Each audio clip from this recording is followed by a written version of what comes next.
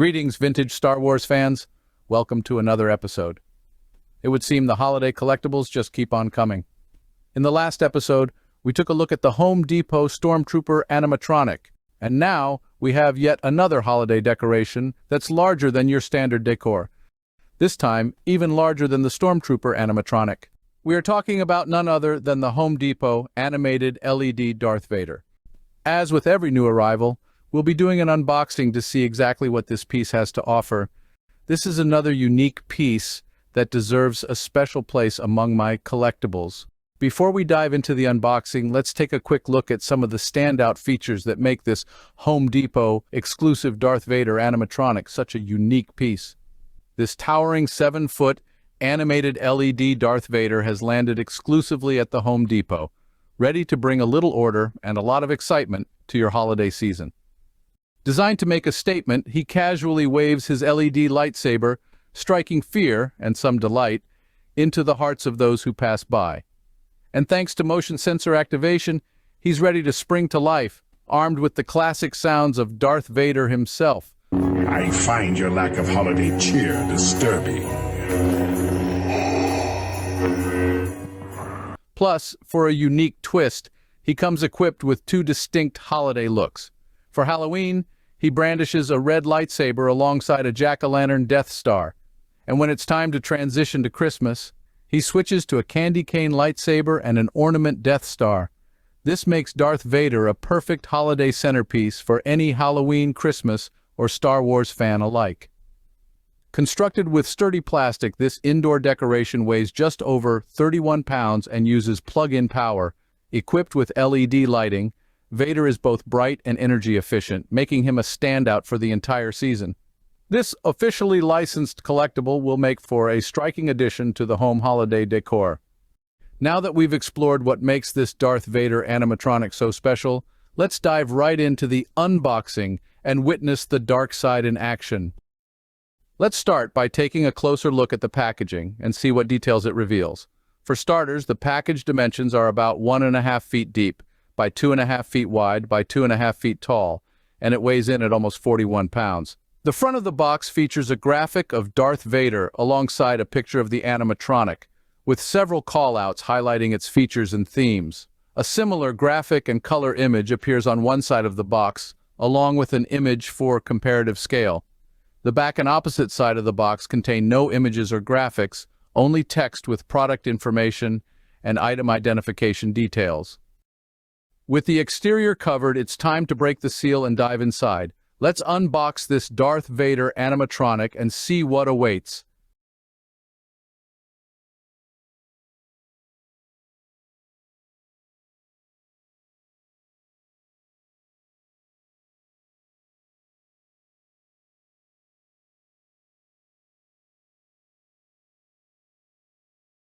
First side is open, let's move to the other.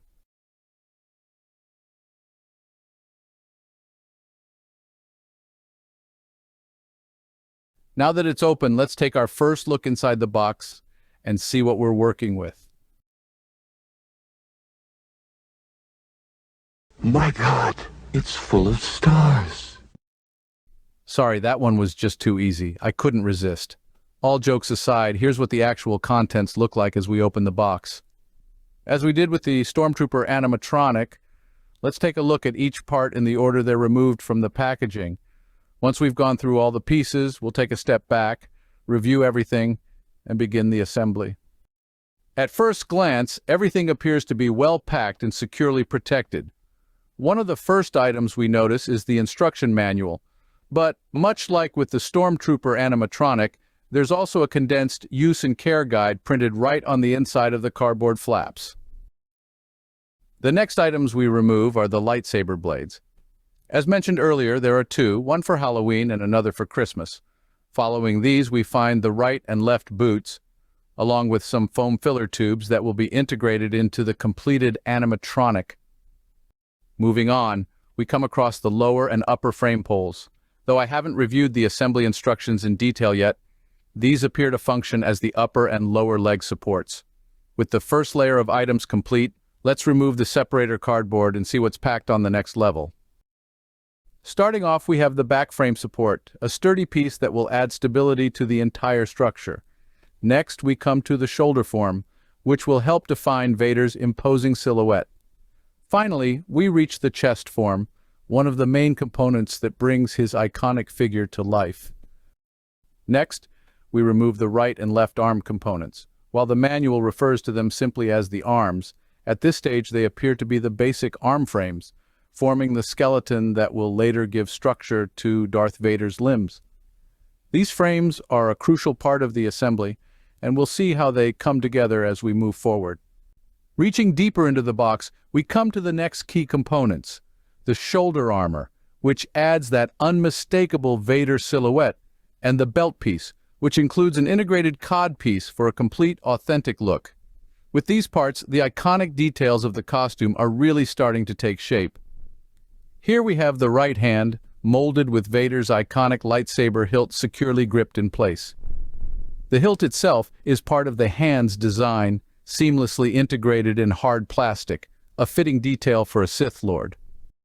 Turning to the left hand, we find a Halloween twist, a molded Death Star jack-o'-lantern. Crafted as one solid piece with the hand, this unique decoration even has a connector to light it up, creating a haunting glow for a spooky seasonal effect. And here's the second left hand, equipped with a hook specially designed to hold the Christmas Death Star ornament. This little festive touch lets Vader's look change with the seasons, bringing both Halloween and holiday spirit to the animatronic. With the hands complete, we move on to the left and right cuffs. These pieces slide over the arm frames to create the look of Vader's signature gloves, completing the overall appearance of his forearms. Next, we have the base frame. This foundational piece will provide support for the entire animatronic, stabilizing the structure as we build upward. Continuing with the frame components, we come to the base platform covers. These snap into place over the base frame, giving it a polished appearance and reinforcing the surface. Following that, we have the lower body frame, which forms the core support for Vader's lower body. This piece adds stability as we prepare to add the upper body elements. Building upward, we now have the upper body frame. This connects with the lower body frame, completing the structure for Vader's torso. Together, these frames form a strong core for the animatronic stance. Alongside these frame components is the power supply, a compact unit that will bring the animatronic to life with lights and sound once it's all assembled. With the frame structure in place, it's time for some of the most iconic costume elements. First is the chest box, featuring light-up buttons that will attach to the front frame and give Vader that classic menacing look. Next, we have the cape, a dramatic, flowing piece that will add to Vader's presence and complete the look from head to toe. And finally, the most recognizable piece, Vader's helmet and headpiece. This iconic helmet not only completes the costume, but will be one of the most striking features of the animatronic. Now, with every piece carefully unboxed and laid out before us, we can see the full scope of what goes into creating this lifelike Darth Vader animatronic. Each individual component, from the sturdy frame pieces to the iconic costume elements, gives us a glimpse of what's to come, and together, they form the foundation of one remarkable build. The attention to detail in every part, down to the smallest accessory, is truly impressive, capturing the character's essence even before assembly. With everything ready and accounted for, it's time to bring these pieces together and start building. Let's begin the assembly and watch as Vader comes to life, one step at a time. To start, we'll join the front and rear base platform covers, securing them together to form a solid foundation. Once that's done, we'll carefully position the assembled platform over the base frame, setting the stage for the structure that will support the rest of the build. This foundational step is essential, providing stability for the layers that will come next as Vader takes shape. With the base in place, our next step is to insert the lower frame poles into the base platform. We'll carefully align them, making sure the locking pins are positioned toward the back of the animatronic. As they slide into place, the pins will secure each pole, giving us a sturdy starting structure. Now we'll slide the boots down over each of the lower frame poles. This brings the foundation of Vader's iconic stance into shape, giving our build its first hints of character. The next step is to insert the long support frame poles into the lower poles, making sure they align correctly. Once in position, we'll lock them securely in place using the built-in locking pins. This will provide the stable height and structure needed for the upper sections of our build. Now, we'll slide the foam filler tubes over the upper frame supports, giving shape to the structure and adding a layer of cushioning. These foam pieces will help round out the frame, making it ready for the costume layers to come. And right on cue, we now begin adding the costume to the frame, starting with the legs. These pieces will cover the foam supports, creating the shape of Vader's legs. Next, we attach the lower body frame to the leg supports, securing it with the locking pins to keep everything firmly in place. With the lower body frame in position, we now add the upper body frame, once again using the locking pins to secure everything firmly. Now to attach the chest form, which helps to bring Vader's iconic shape to life. And now to follow the chest with the shoulder form. With the chest and shoulder forms in place, we now move on to attach the back frame, completing the torso structure. Now we lift the costume portion and carefully drape it over the shoulder form.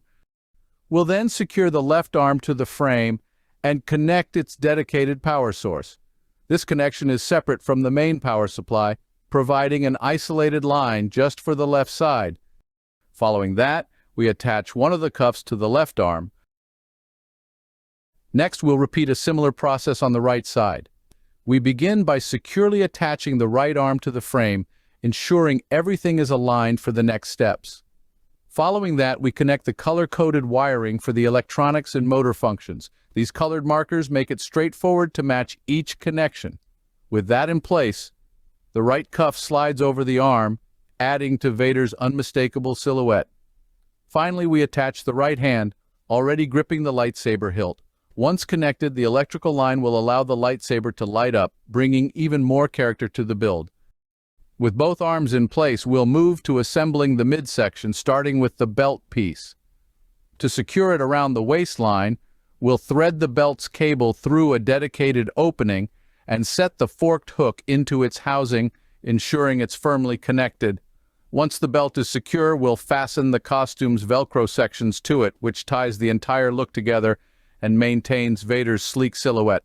Now we're ready to add the shoulder armor. The armor's prongs slide through the costume and shoulder form, locking into housings at the top of the upper body frame. This attachment not only reinforces the structure, but also completes the imposing shape of the upper body, bringing us another step closer to the final form. Now we'll attach the headpiece to the neck frame support. Personally, I'm not really a fan of the included Vader helmet. For the purpose of this unboxing video, I'll be showcasing this helmet since it comes with the set. However, for my own display purposes, I'll be using a more accurate helmet, like the EFX A New Hope Vader helmet instead. As you can see, here's the Animatronic with the EFX helmet on top, and it makes a huge difference in the overall look. I'll show you how I connect the EFX helmet to the Animatronic in an upcoming bonus video for those who are interested.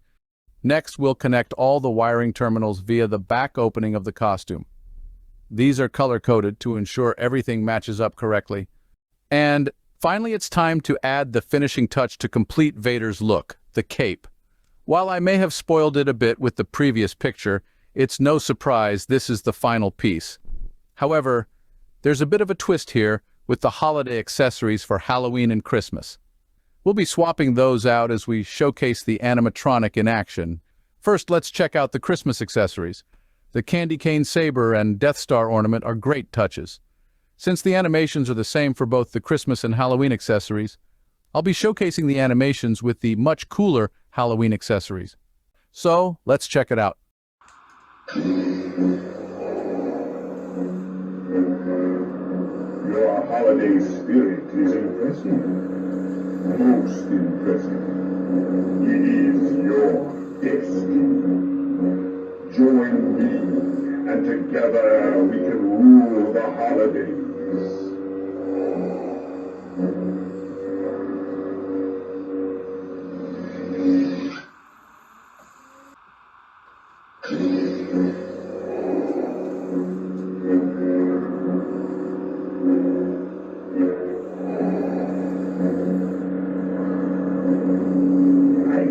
your lack of holiday cheer disturbing.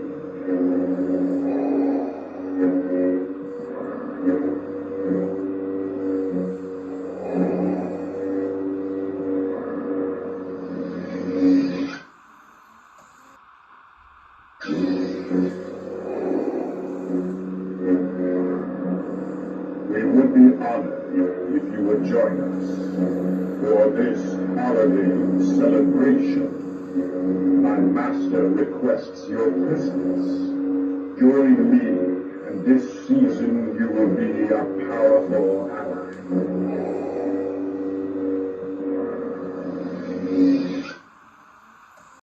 Overall, I absolutely love this animatronic. It's going to be a great year-round display piece for me, and I'll be keeping it in its permanent spot with the EFX helmet, minus the holiday accessories except for the red saber, which adds a nice touch. While I'm not a fan of the included Vader helmet, it's still a decent piece and looks passable, though it doesn't quite match the screen accuracy I'd prefer. One thing I'm excited to do is upgrade the electronics and add some iconic movie phrases, which I'll be showcasing in an upcoming bonus video. The assembly wasn't quite as easy as the Stormtrooper animatronic. It had more parts, electronics, and animations, but I like that it's more compact and can be stored in a box that takes up less space. If I'm being honest, I'd prefer a simpler, more solid piece like the Stormtrooper, but that doesn't take away from how much I enjoy this Vader. I also plan on upgrading the cape with better quality fabric to make it more screen accurate, both on the inner and outer layers. And that brings us to the end of another episode. I hope you enjoyed this unboxing video and setup tutorial of the Home Depot Darth Vader animatronic. It's been fun diving into all the details, from assembling the parts to exploring the different accessories, and of course showcasing the unique features this piece has to offer. As always, I'll continue to make improvements to my setup, and I look forward to sharing those updates with you in future videos. Until next time, may the Force be with you.